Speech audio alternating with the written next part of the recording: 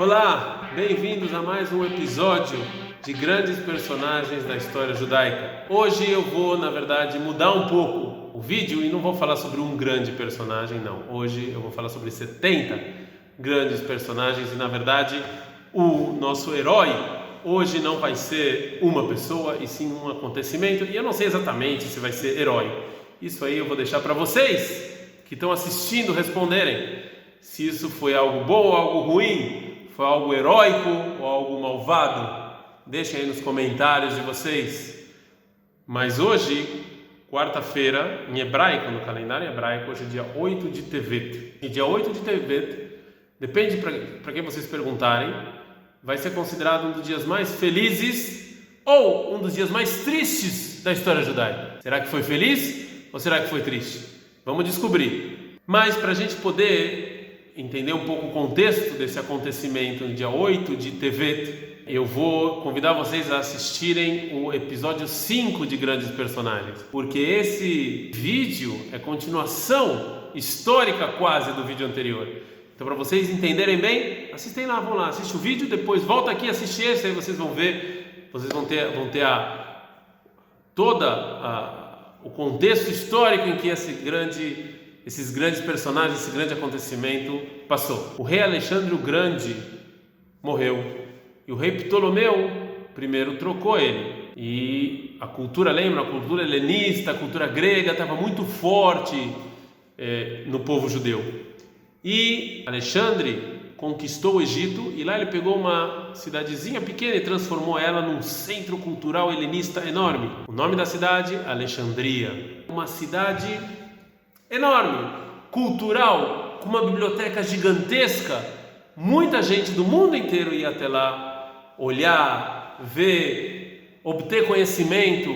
Uma cidade cultural, uma cidade helenista que você podia cheirar, olhar, ouvir e ver a cultura grega no seu ápice. E a gente já falou algumas vezes que a cultura grega e a cultura judaica nem sempre se encaixavam, né? Todo esse negócio de corpo bonitinho, a beleza externa, óbvio que nós somos a favor disso, mas esse não é o principal. A gente tinha muito mais estudar Torá, Shabbat, e o choque de culturas, como a gente viu no outro vídeo, não funcionou muito bem. Algumas coisas deram erradas. Porém, em Alexandria, a vida cultural, a vida helenista estava cada vez mais se desenvolvendo. Desde a destruição do primeiro templo, começou no povo judeu o que a gente chama de Yadut Atfutzot, o judaísmo da diáspora. Saímos de Israel, é verdade que voltamos, mas tiveram muitos judeus que não voltaram para Israel. Eles ficaram fora de Israel. Por exemplo, duas comunidades muito famosas era a comunidade de Babilônia, que começou no ano menos 500, até antes do ano menos 586, da destruição do primeiro templo, e era uma comunidade muito famosa. Muitos judeus ficavam lá na Babilônia, vieram lá. Mas tinha uma segunda comunidade também muito famosa, que era a comunidade judaica do Egito. Durante a destruição do primeiro templo, muitos judeus fugiram para o Egito. Um dos judeus famosos que fugiram para o Egito foi Irmial. Irmial, ele era o profeta na época da destruição do primeiro templo, e quando os babilônios vêm e destroem Jerusalém, ele foge para o Egito. E lá, então, se funda uma comunidade judaica muito grande. E óbvio que Alexandria também, os judeus tinham seu bairro. Os judeus no início eram separados, eles ficavam longe dos helenistas e dos gregos. Mas com o tempo, meu vizinho, seu vizinho, nós conversamos, batemos papo. Na verdade, a língua era grega. Os judeus no início não entendiam muito bem, a comunidade judaica de Alexandria não conhecia muito bem a língua, mas aí ficava difícil você se comunicar. Então eles começaram a aprender, eles começaram a aprender o grego, começaram a falar com os vizinhos, começaram a se assimilar a cultura helenista para dentro da cultura judaica. Então o judaísmo de Alexandria foi se tornando cada vez mais helenista, cada vez mais assimilado, cada vez mais longe das suas raízes. E de novo, Alexandria é um centro cultural. E então chegamos no dia 8 de Tevet, século 4 antes da Era Comum. O rei Ptolomeu faz um pedido inusitado. Ele pede para traduzir a Torá para o grego. Ninguém sabia hebraico, como é que ele ia fazer isso? Ele pegou 70 sábios, colocou eles separados, completamente separados, e pediu para cada um deles traduzir os 5 livros de Moshe, a Torá, para o grego. E aconteceu um milagre. Eles traduziram exatamente a mesma coisa. Os 70 sábios traduziram a mesma coisa para o grego. E essa tradução foi conhecida como Septuaginta, que é a tradução da Torá para o grego. Septuaginta de 70. Foram 70 sábios que traduziram para o grego a Torá. Foi uma coisa boa ou uma coisa ruim?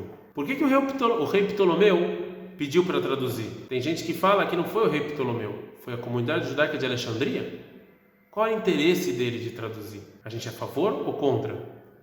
E olha só que interessante, dentro das fontes judaicas a gente encontra fontes que são super a favor dessa tradução, super felizes com essa tradução.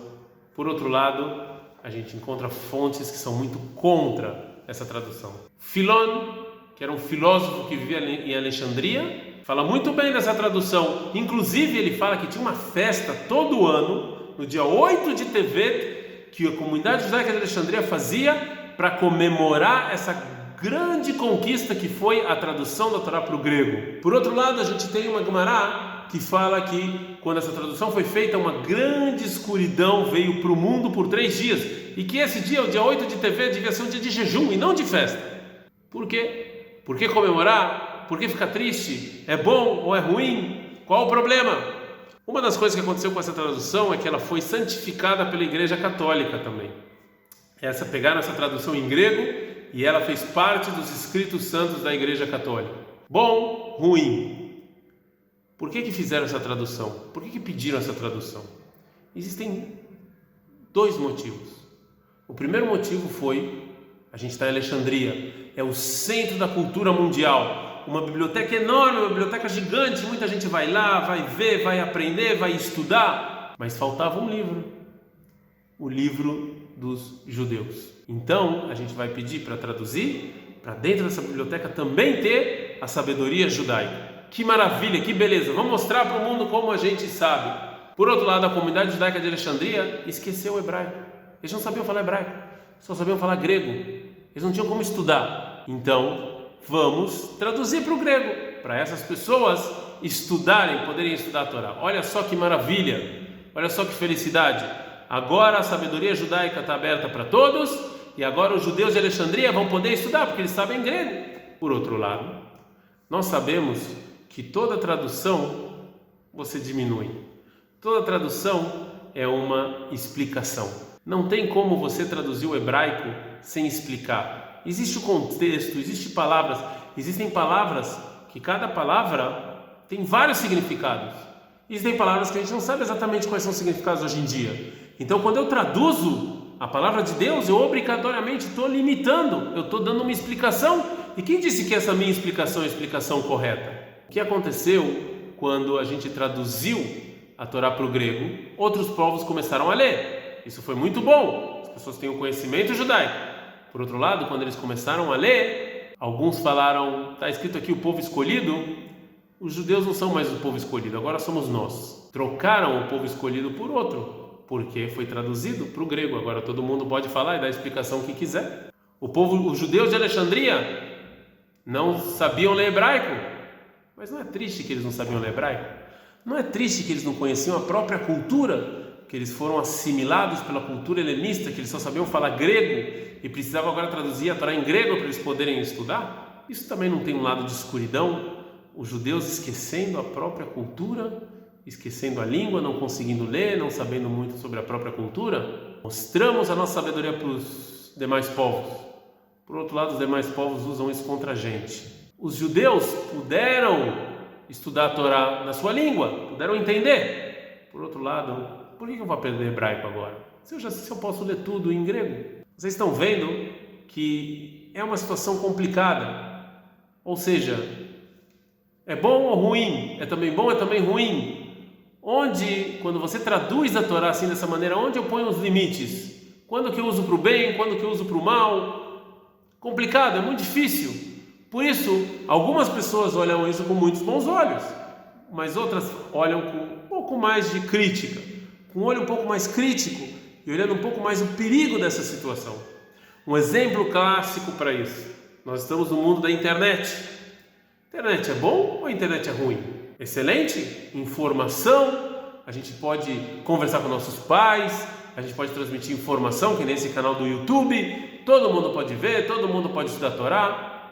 Por outro lado, existem conteúdos na internet que era melhor a gente não ver, que era melhor nossos filhos não ver. Tem informações mentirosas que era melhor a gente não saber, não transmitir, porque as pessoas vão acreditar. Bullying nas redes sociais, bom ou ruim? Como vocês estão vendo, a pergunta sobre a tradução da Torá para o grego é uma pergunta moderna. Ela foi feita há muito tempo atrás, mas ela continua até os dias de hoje. O que fazer com todas as coisas novas que estão passando no nosso mundo? São coisas boas ou coisas ruins? Ou são os dois? E como eu faço para controlar e para minimizar o prejuízo? Como eu faço para a informação chegar de maneira fácil, mas também fazer com que as pessoas se esforcem para consegui-la? Como eu faço para limitar a influência da internet? São perguntas modernas que os nossos sábios tiveram que lidar com elas no século IV antes da Era Comum, no dia 8 de Tevet, o dia em que a Torá foi traduzida para o grego, e o dia em que mais judeus estudaram a Torá, mas mais judeus deixaram de aprender hebraico. E aí, o que vocês acham? Bom, ruim, os dois? Se vocês gostaram desse vídeo e querem mais conteúdo como esse, por favor, deixem o seu like, se inscrevam no canal, apertem aí o sininho das notificações, e se tem algum acontecimento, algum personagem que vocês querem saber um pouco mais, pode deixar aqui nos comentários. É isso, muito obrigado e até o próximo Grandes Personagens da História Judaica.